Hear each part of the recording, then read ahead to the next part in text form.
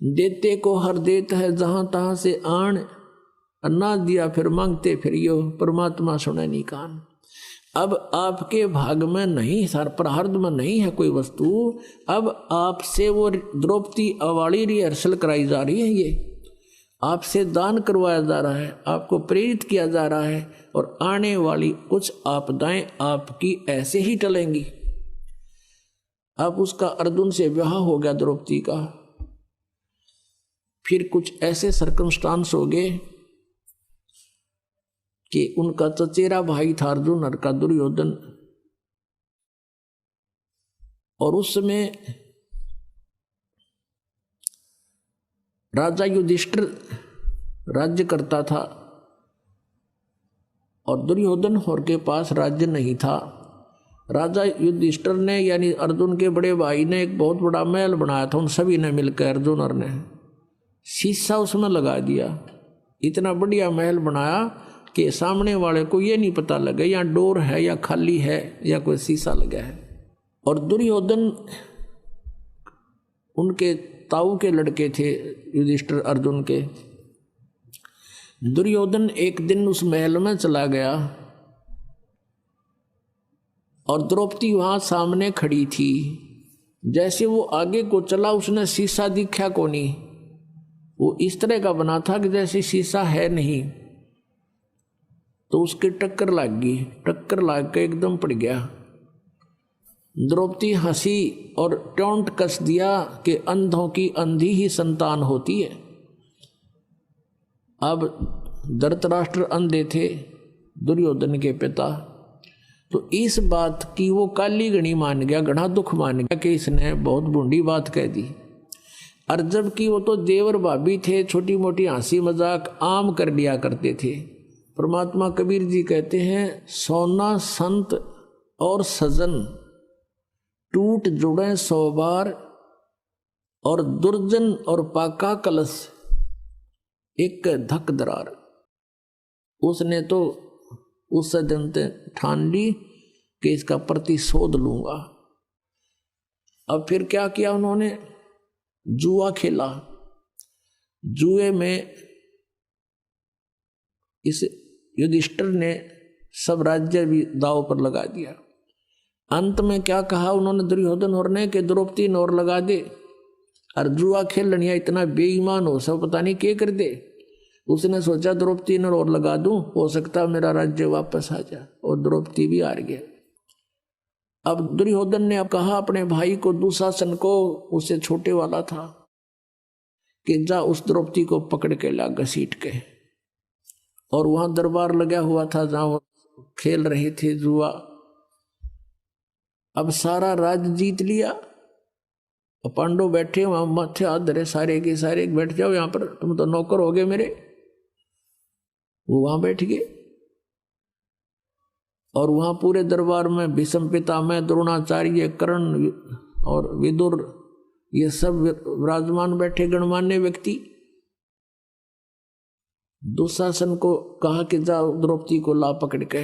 दुशासन पहुंच गया और पकड़ के उसके बाल यहां से घसीट के लाया ना, बुरी तरह बेइज्जती करके सभा में खड़ी कर दी। अब दुशासन ने कहा कि क्या आदेश है भाई इसके लिए। दुर्योधन ने कहा कि इसको नंगी कर दे, इसकी साड़ी चीर उतार दे।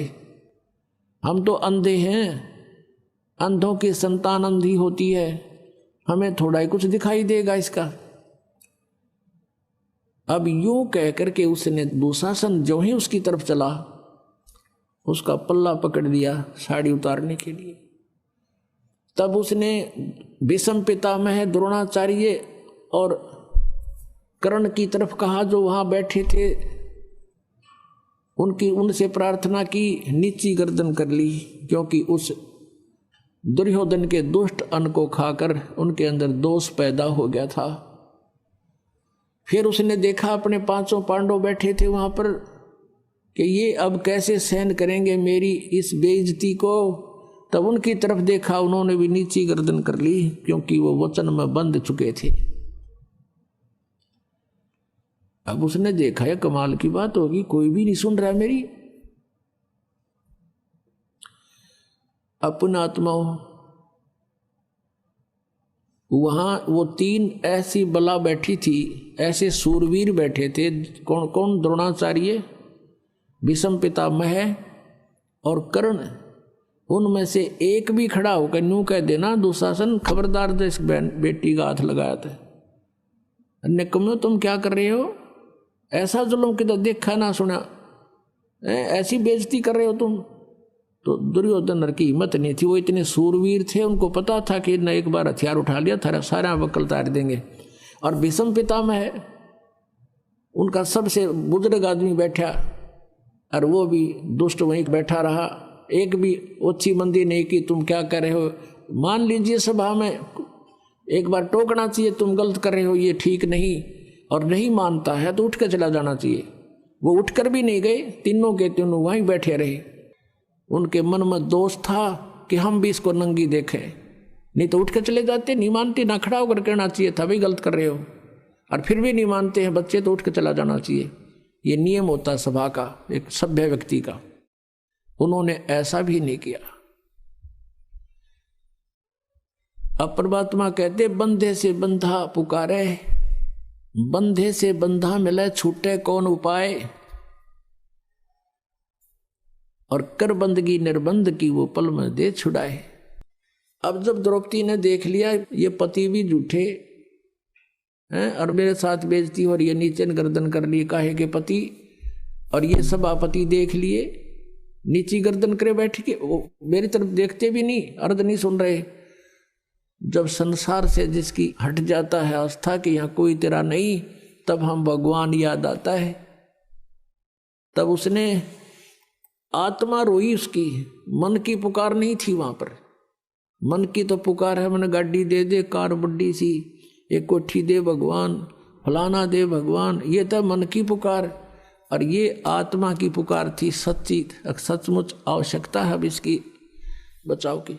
अब क्या होता है कि यहाँ जब हम रोते हैं, रोते तो सभी हैं, जिस पर आपदाएं आती है आत्मा सभी रोती हैं और याद भी करती है भगवान को लास्ट में। तो क्या होता है, हमारी पुकार जाती है धर्मराज के दरबार में, जो यहाँ का लेखा जोखा करता, अकाउंट करता हम सबका। और वहां जब पुकार जाती है तो वहां आसपास बहुत जोर की शोर हो जाता है उस चिल्लाहट का। तो उसी समय धर्मराज देखता है कि किस नंबर की आत्मा पर क्या आपत्ति है, और मैं उसका कोई पिछला पुण्य है कि नहीं किसी संचित कर्म में भी। फिर वो देखता है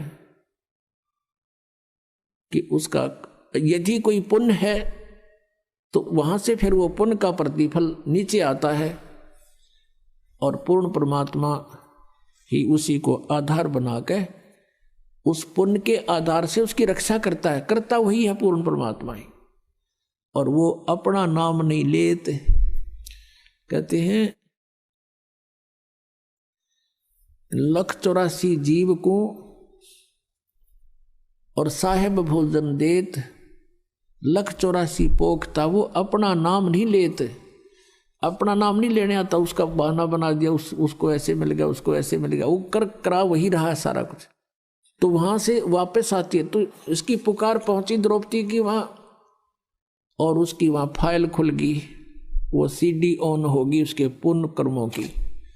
तो उसमें देखा धर्मराज ने कि एक इसने परम संत को, सुपात्र को, और जिसको आवश्यकता थी, एक साड़ी का टुकड़ा दे रखा है, और उस संत ने उसको आशीर्वाद दे रखे, उसका ढेर लग गया है।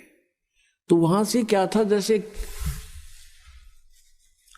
श्री कृष्ण जी जो थे पांडवों के गुरु थे, करे करावे साइया मन में लहर उठा, दादू सिरधर जीव के आप बगल हो जा। अब वहां से जैसे यहां से पुकार गई धर्मराज के दरबार में, वहां से रिफ्लेक्ट हुई कि उसका पुण्य है, उस पुण्य की प्रतिफल फिर आया श्री कृष्ण जी की शरीर में टकराया, क्योंकि उसका गुरु था वो। अब परमात्मा ने भक्ति को जीवित भी रखना था। काल चाहता है कि ये भक्तिहीन हो जाए, इनका कोई काम सरे नहीं भगवान की भक्ति से, इसलिए शास्त्र विरुद्ध साधना शुरू करवा रखी है इसने, तो ये नास्तिक हो जाए।